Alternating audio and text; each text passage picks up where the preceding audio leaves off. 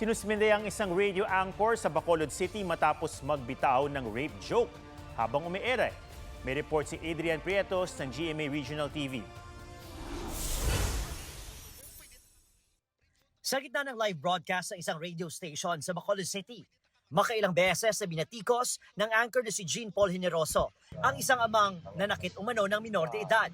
Pagbibiro niya sa nooy nagre-report na kasamahan, pagsasamantalan niya raw ito para makulong din siya at mabugbog ang suspect na nasa kulungan.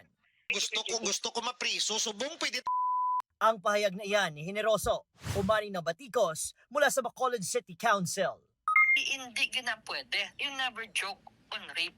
Under the law, there should be a committee on decorum and investigation on cases of sexual harassment because that is a sexual harassment case.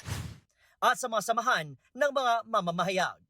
At hindi dapat gamiton ng muna nga joke. We will refer this to our legal counsel.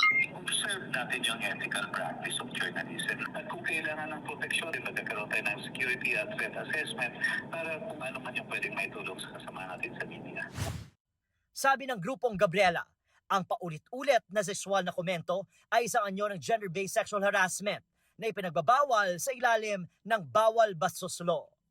Panawagan nila, panagutin at huwag konsintihin ang maaksyon ni Generoso. Hindi nagbigay ng pahayag sa GMA Regional TV si Generoso. Sa official statement ng kanyang istasyon, humingi siya ng tawad. Wala raw excuse sa kanyang nasabi at pinagsisisihan daw niya ito. Sinuspindi na si Generoso na isa ring human resource manager ng istasyon.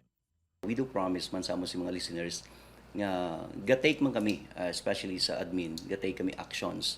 Whoever nga makasala, may sanctions gina. Adrian Prietos, ng GMA Regional TV, GMA News.